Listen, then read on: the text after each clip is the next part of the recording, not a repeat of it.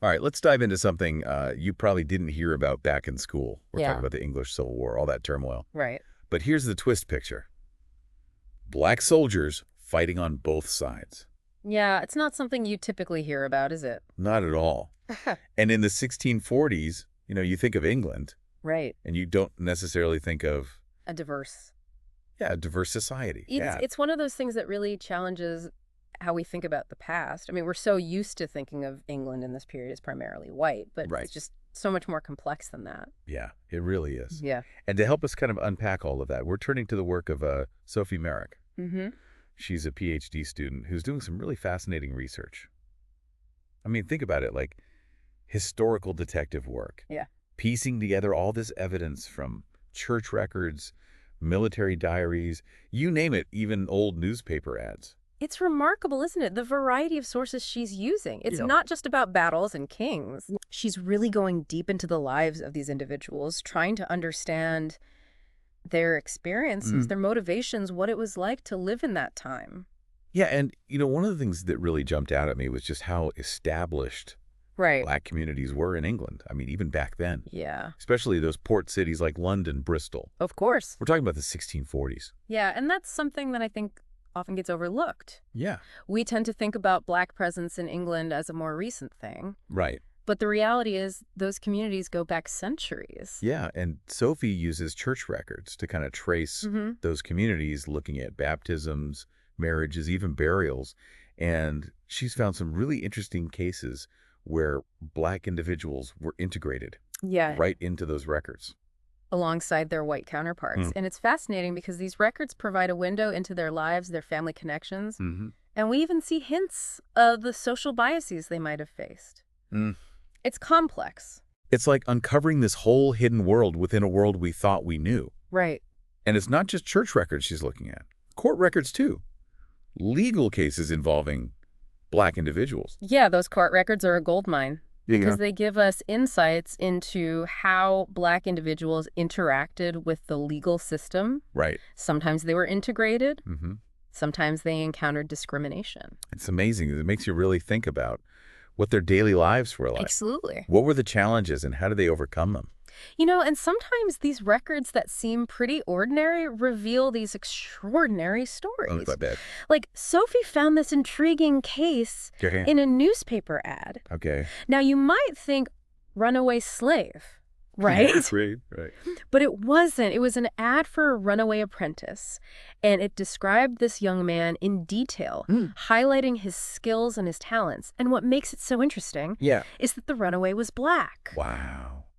It suggests a level of social mobility and participation in the economy that we don't typically associate with this time period. Yeah, it really challenges our assumptions Right.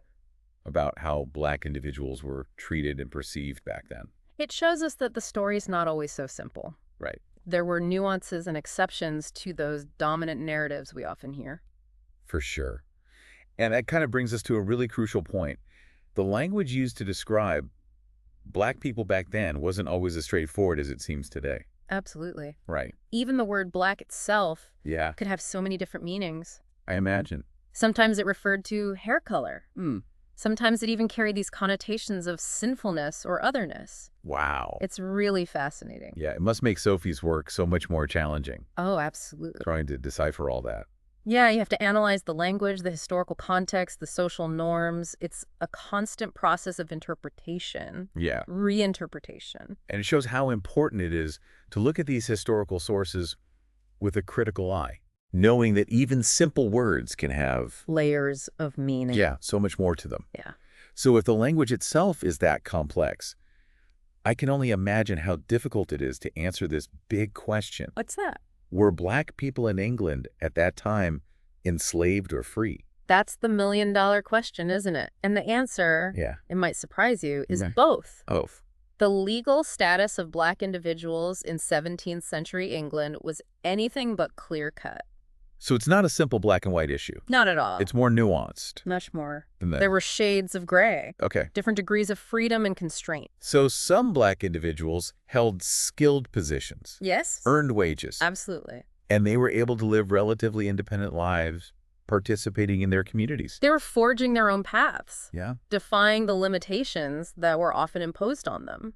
But at the same time, we also see evidence of others who were treated more like property, Sadly, yes. subject to the whims of their owners, denied basic freedoms. It paints a complex picture, doesn't it? Yeah. A whole spectrum of experiences that can't easily be categorized. It's so important to recognize that nuance, I agree. to really understand the complexity of Black life in England during that time. Absolutely. And it gets even more complex when you think about the fact that Black soldiers were fighting on both sides of the English Civil War. It really is mind-boggling. It is. It makes you think about what their experiences and motivations must have been like. We have figures like John Americanus, Okay. and even his ethnicity is debated to this day. Really? Was he of African descent? Or perhaps Native American? I'm hooked already. Right. Just his name Yeah, brings up so many questions. it does. What do we know about his life, Yeah. his role in the war, why he chose to fight? Well, that's where the detective work really comes in. The sources are often fragmented, incomplete, open to interpretation. I bet. But by piecing together the evidence, we can start to construct a narrative. I'm ready to delve into that narrative. Let's uncover more about John Americanus Let's do it. and all those other Black soldiers who fought and died in this conflict. It's a story that deserves to be told. Absolutely. What were their lives like? What motivated them to fight?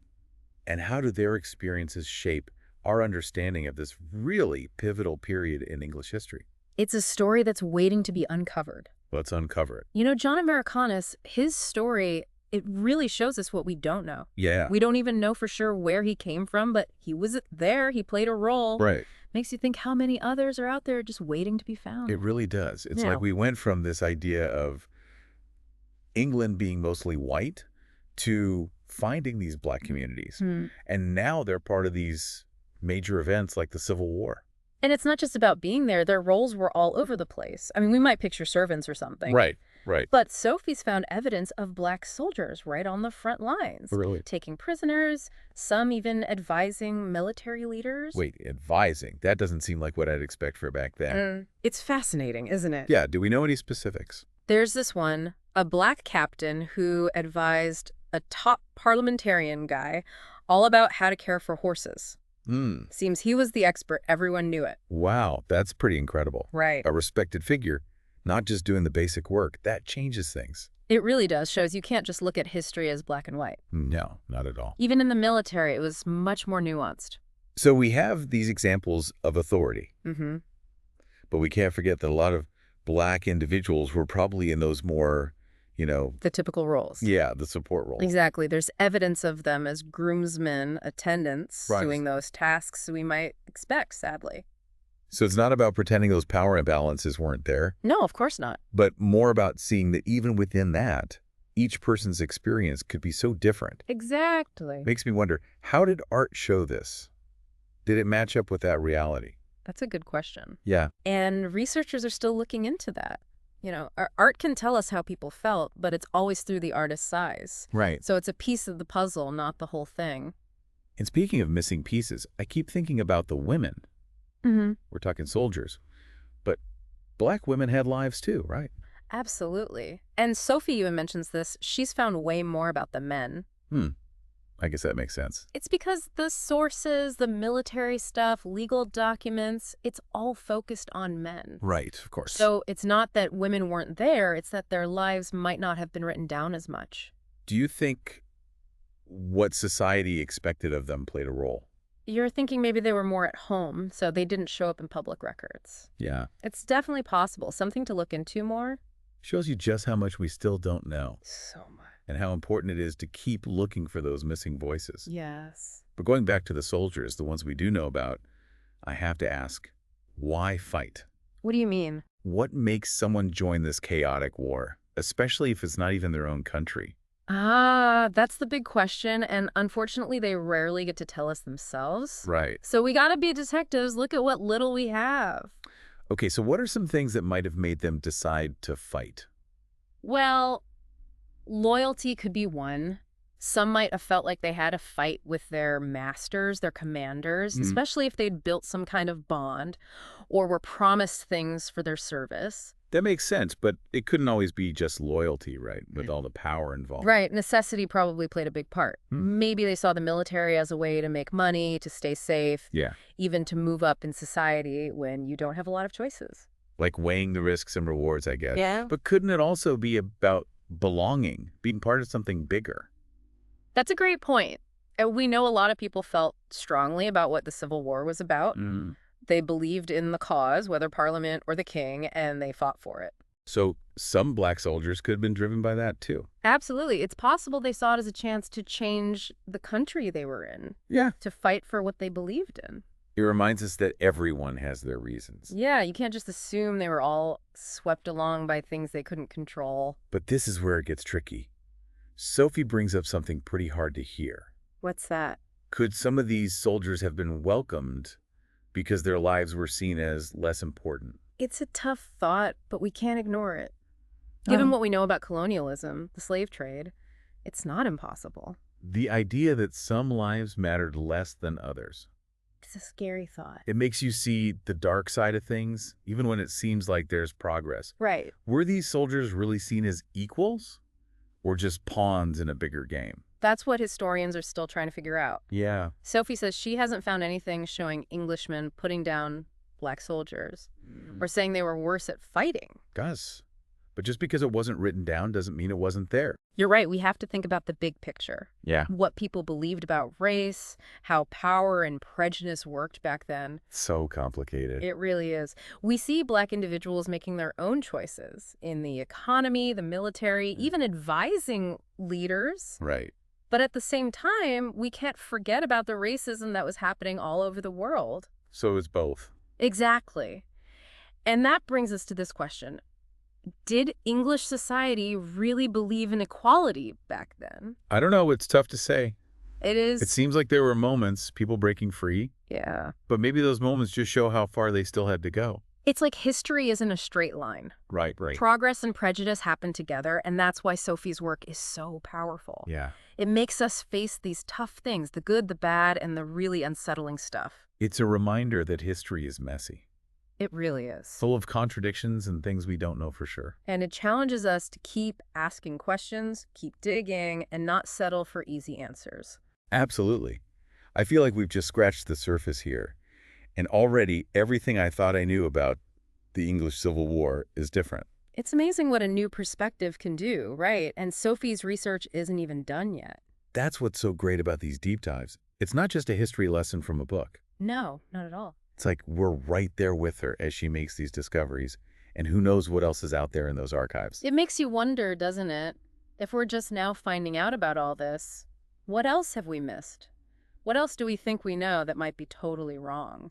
Yeah, it's humbling. And it really makes you realize we have to keep questioning everything, be open to new things, and admit we might have biases. Absolutely. It's easy to get stuck in those simple stories we already know. Right. But the truth is always more complicated, more interesting. And especially when we're talking about people who haven't always had their voices heard. Exactly. We need to make sure those stories are told, those experiences are part of how we understand the past. So what do you think, listener?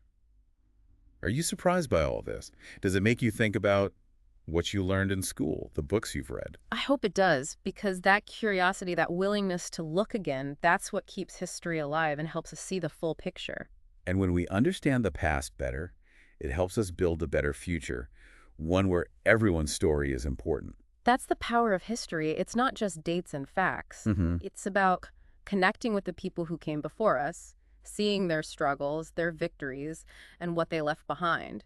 I got to say, I'm leaving this deep dive feeling amazed, but also a little uncomfortable. In a good way, I hope. Yeah, amazed by how these black soldiers survived and made their own way in a tough world, but also uncomfortable knowing their stories were hidden for so long. That discomfort means we're growing, learning, and seeing the complexity of history. So next time you think about the English Civil War, remember those black soldiers, the communities they built, their legacy? They matter. Their stories deserve to be heard. And if you're curious, I encourage you, go explore. Check out your local archives, historical societies. See what you can find. You never know. You might uncover something that changes everything. History's full of surprises, and there's always more to learn. Thanks for joining us.